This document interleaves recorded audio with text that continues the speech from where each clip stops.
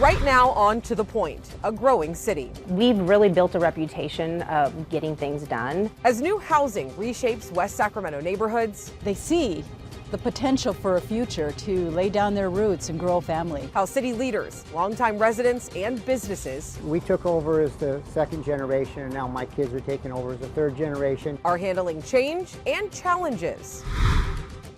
Thank you for joining us on To The Point. I'm Alex Bell. For the next half hour, we're in West Sacramento, looking at the changes and the challenges of this growing city. West Sacramento is located west of the city of Sacramento, across the Sacramento River. Despite its name, the city is not part of Sacramento or Sacramento County. West Sacramento is in Yolo County. The city is about 22 square miles. It was incorporated back in 1987. According to the U.S. Census Bureau, as of 2020, the city's population was nearly 54,000 and has doubled since its incorporation. Before its incorporation, the city was a collection of distinct towns such as Broderick and the community of Bright. The river community thrived, supplying fish markets in Sacramento and San Francisco. Today, West Sacramento is home to Sutter Health Park, which is home of the Sacramento River Cats, the San Francisco Giants AAA team, and the temporary home of the A's as they wait to move into their permanent home in Las Vegas. Over the next half hour, we are diving into the city's Southport district, the Bridge district, and Capitol Avenue. From ag land to booming residential, commercial, and industrial sectors over the course of decades. ABC 10's Becca Habegger shows us how Southport is changing, but keeping its close-knit culture. For Jerry and Judy Reno, home isn't just a place. We've been here 46 years. It's decades of memories decorated with Jerry's handcrafted artwork, including the bench that invites guests to sit a while. Even though we've raised 4 children here, it's still perfect for us now. I wouldn't want it any bigger. Or any place else. Yeah. 3 of those kids, now adults with kids of their own, still live in West Sacramento. The Renos moved to the city's Southport community in 1980 and have watched it transform from farmland to flourishing community. Yeah, When we first moved here. Ended down at the end of the street there. It was all fields out there. Many parts of Southport are now unrecognizable from those early days. The transformation has been dramatic, and it's far from over. Everyone welcome. That's why we say West Sac, Best Sac. Yep. We sat down at Bike Dog Brewing Company with West Sacramento City Council members Verna Solpizio Hull and Dr. Dante Early, who represent the Southport community. There's something like 4,000 new home developments that are planned and already approved in the works. And I think the entire city. No, just Southport. They include the 1,500-home Liberty development and Yarborough project featuring an 18-hole public golf course. Any type of growth is going to come with challenges, impact on the roads, our school districts, general services that the city provides. As the Southport community grows, leaders are expanding public transit options and building protected bike lanes. Our conversations have been around how do we make sure that all of these modes of transportation are working together and not against each other. For business owners like Sage Smith, who opened Bike Dog Brewing in Southport 12 years ago, The people are friendly, the beer tastes good, so we're happy. they credit strong leaders in the Economic Development Division and relationship with the West Sacramento Chamber of Commerce. We get great support from the elected leaders here in West Sac. They want us to succeed. Baseball legend Dusty Baker relocated his winery to Southport from the Bay Area a little over 6 years ago. West Sacramento welcomed us with open arms. And I was like, no red tape, no this, no that. And they said, no, come on in. And Baker sees potential for even more growth, especially with the possibility of a permanent Major League Baseball team. One project that's a symbol of Southport's evolution is the transformation of Club Pheasant. For the better part of 9 decades, this was the gathering place in Southport, an Italian restaurant where families celebrated milestones and kids got their first jobs in the kitchen. When Club Pheasant closed 3 years ago, the city bought the property with hopes of transforming it into a multi-restaurant destination set to open in 2028. I remember calling up our city manager and saying, I got a crazy idea. Can we do this? We want local business. And so when the tenants and the leases are officially executed and you start seeing the name, I think everybody is going to be incredibly proud of the tenants that are coming to the Pheasant Club development. One unit will be reserved for something unique, helping a local entrepreneur make the leap from home kitchen or food truck to their first brick and mortar location. For those wondering about the future of the Port of West Sacramento, these council members want to set the record straight. There is no plans to close the port. We are in a landlord model. We work very closely with the tenant there at the port, and we have diversified our income streams. We've invested in infrastructure. We've looked at our real estate portfolio to raise income to reinvest back in port operations. And so no, there are absolutely no plans to close the port right now. The city is also continuing to pursue the Enterprise Bridge crossing. To get big trucks off our road so that it's safer for our community members and also isn't beating up our roads. There's a lot of kids walking home. The Renos also worry about educational infrastructure. We need another high school. Yeah, we need a high school. When I retired from the school district, we already need another high school then, and I've been retired for probably 12 years now. The Washington Unified School District says River City High School was engineered to serve up to 2,500 students and currently enrolls about 2,200, indicating that there is available capacity for growth. They're also concerned about affordability. You know, you worry about people. They want to live here in West Sac, but they can't afford it. The council members say the city's unique inclusionary housing program requires developers to either set aside a percentage of homes for low to moderate income buyers or contribute funds to the city's affordable housing program. As the Renos remain optimistic about Southport's future. We love the community and the friendships. West Sac is very diverse, and it's wonderful. Homeowners and the city are working to ensure future growth enhances rather than erases Southport's small town character. In West Sacramento, Becca Habiger, ABC 10. West Sacramento's Capitol Avenue has seen its ups and downs over the years. Now the concern among business owners is homelessness. And now home to Major League Baseball, how the Bridge District is bringing new business and a growing skyline. Welcome back. We are in West Sacramento, a city experiencing growth and challenges. Right now, small businesses along West Capitol Avenue are struggling with the homelessness crisis. ABC 10's Jeannie Nguyen shows us the concerns and also what's being done about it. Sha-la-la, sha-la-la, sha-la-la. I'm gonna have you guys on lane 17. Global nights at Capitol Bowl really strike up crowds. Yes! My father had a vision and he just bought it and turned it into Capitol Bowl. Ron Amin's family bought the West Sacramento bowling alley in 1998. It's a staple within the community. The reputation is something Amin doesn't take lightly, especially since taking over the business once his father passed away in 2019. He had high hopes for the entertainment business. He knew people always want to have fun. Wherever the economy is, in people's minds, they want to figure out how to have fun. Over the past 27 years, Amin has seen a lot of changes along West Capitol Avenue. At Capitol Bowl's location, sandwiched between the former Roadway Inn and Flamingo Motel, he said he's seen a lot of impacts to the business based on the people in the surrounding area. The other two motels were just operated as regular motels. It had its own challenges of you could rent the room for hours upon a time and you didn't get the best quality people in there. The city of West Sacramento now owns both motels. They are currently being used as emergency housing. Yolo County's 2024 point-in-time or PIT count shows West Sacramento had 289 homeless on a single night. That is a slight increase from 2022 with 284 people. As the homelessness and affordability crisis continues, the city says the former Roadway Inn will become affordable housing, a part of the city's Grand Gateway Master Plan. The plan includes residential units, affordable housing, retail space, a hotel, a public plaza, and park, something Amin believes will be helpful to his business. We're really looking forward to that, just bringing more life around us. You know, people living near us, you know, people can walk here and walk around West Capitol. We're really looking forward to that. Would you say that the city does support small businesses here?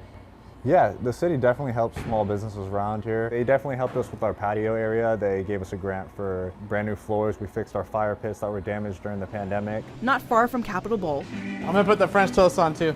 Is Carol's. Yeah, it's the veggie with the waffle. Here we go, pancakes. This is my mom's first go at a restaurant, and we've been going almost 40 years now. Named after his mother, Raymond Jarrett says Carol's Restaurant is a place where... More coffee, you guys doing okay? Yeah, thank you, dear. People can feel at home.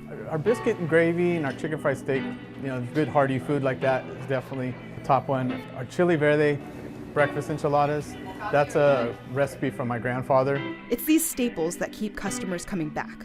But it hasn't always been easy for Jarrett and his family to maintain their business. So we deal with a lot of homeless, and it really, unfortunately, it really hasn't improved at all. What are the issues that you've had dealt with in terms of the homelessness surrounding your business? Them sleeping outside of our doors in the morning. We had to put up metal gates to keep them out of like the side of our restaurant because they would sleep there at night and light fires. The city says there are security protocols at existing emergency housing locations, which include on-site security daily and overnight from 5 p.m. to 6 a.m. Multiple guards are on shift at one time. They're responsible for monitoring the goings and comings of residents and are to report any incidents or suspicious behavior to police. We will take a look at making sure that there is security in the evenings if that's where there's an increased demand among our police officers, where we are preparing to respond as it is from the passage of Measure O. Do you feel like what the city is doing in terms of investments for addressing the homelessness issue will help long term? I feel like they're working in the right direction. Just keep moving forward. In West Sacramento, Jeannie Nguyen, ABC 10.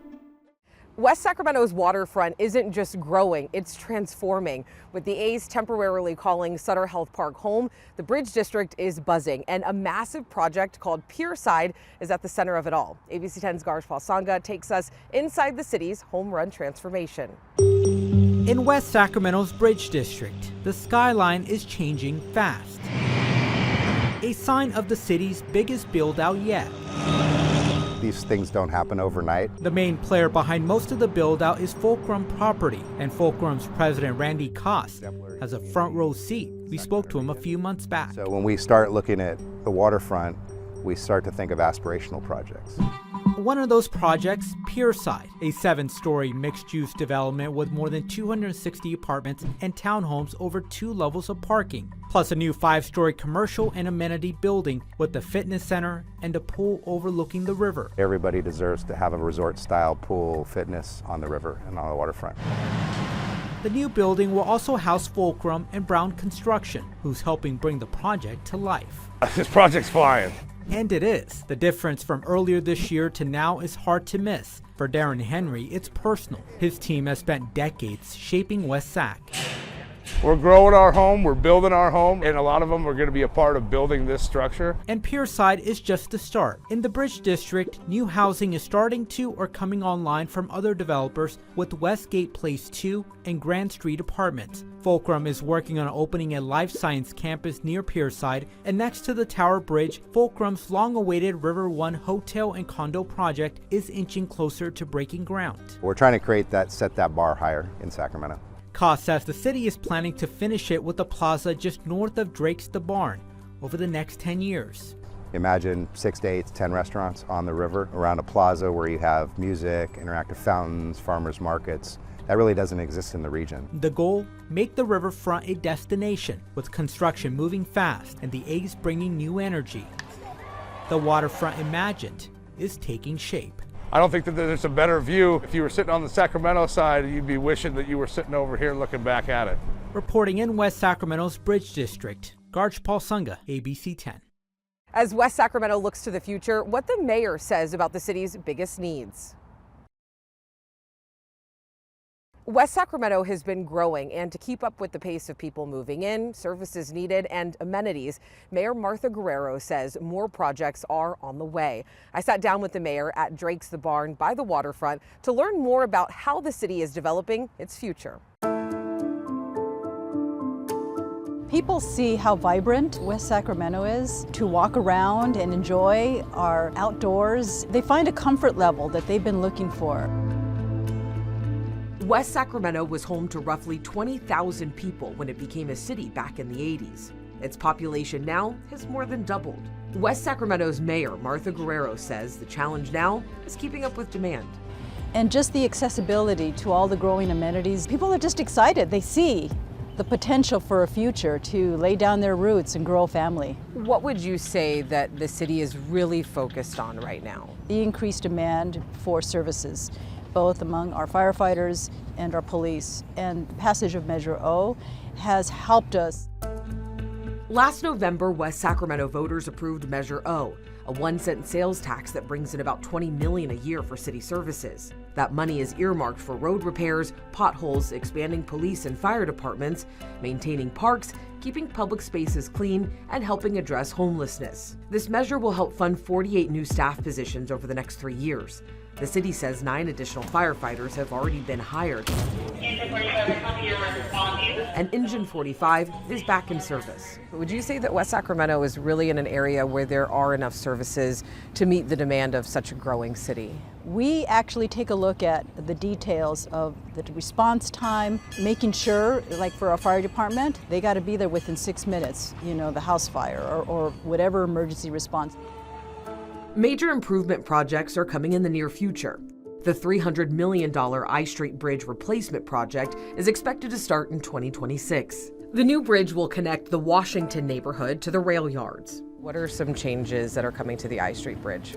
The I Street Bridge will be much broader than the current I Street Bridge. There is also bike and pedestrian walkways. I think it's much wider, so it's safer. It will provide immediate access to the rail yards, where there's going to be a lot of jobs in the future. Kaiser is growing out there, and you'll be having, a potential new soccer stadium coming out there. I anticipate that we will see a ribbon cutting, hopefully between 3 to 5 years. Another bridge, the Enterprise Bridge, would help ease traffic and help with emergency response in the growing Southport area. It would connect the industrial park over the city's deep water shipping channel to I-80. The city says it would take about 10,000 vehicles a day off Southport Parkway and Industrial Boulevard and better connect the north and south sides of town. We are immediately launching our plan for the Enterprise Bridge. So as soon as the housing is coming up and people are moving in, that we have a bridge in place to get people out. Let's go Oakland! And then there's the A's. Let's play ball in the future here, woo! Has turnout or revenue been what the city expected? So we're just waiting for that revenue to be tallied up, and then we'll take a look at that and provide more data. Has business increased with the A's games? I anecdotally have been connecting with the business owners, mainly the restaurant owners who were given grant funding to be able to accommodate more people. There are peak times, mainly when there's a day game after the game, and also when there's a popular game, such as the Yankees.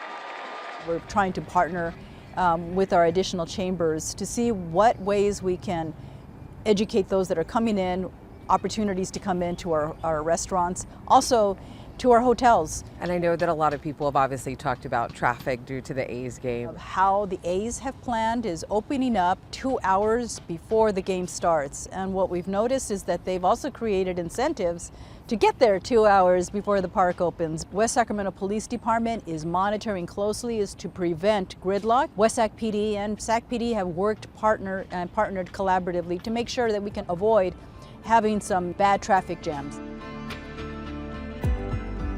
Is there anything that you would like to say to the people that live in West Sacramento? We are definitely here to serve you, and there is so much happening, and please feel free to reach out to us so we can do our part in being able to provide the transparency and the information so that you're well informed.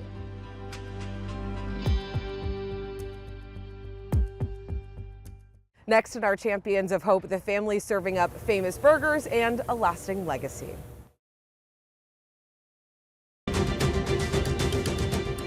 They are known in West Sacramento for their burgers and, of course, their peach shakes. And our Champions of Hope highlighting people in the community making a difference and inspiring change. We take you to Whitey's Jolly Cone, a small burger stand, a proud family, and a legacy that continues to grow.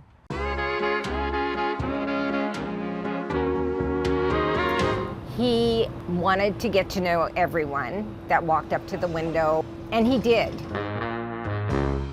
In 1963, Emile Beauclair bought this drive-in burger stand he helped build and named it Whitey's Jolly Cone. His nickname was Whitey because as a child he had really white blonde hair. This Americana-style burger stand prides itself on the traditional menu items they've had for over 60 years. Their burgers, which are made fresh for us every day, to their hot dogs. Any ranch or ketchup? Shakes. Medium banana chocolate. And Mexican food, all keep customers coming back. We'll call your name. Thank you. To this day, Paula and Steve Erickson say family recipes are still being served. Paula and Steve were second-generation owners of Whitey's. After years of running the place together, Paula's father, Emil, eventually needed to retire. And I did ask him, you know, when he was sick one time, I said, wow, you gotta cut that one. I says, what do you want me to do? And he says, just keep it going. And I said, okay. And that's exactly what they did. As the Ericksons family grew, so did Whitey's Jolly Cone.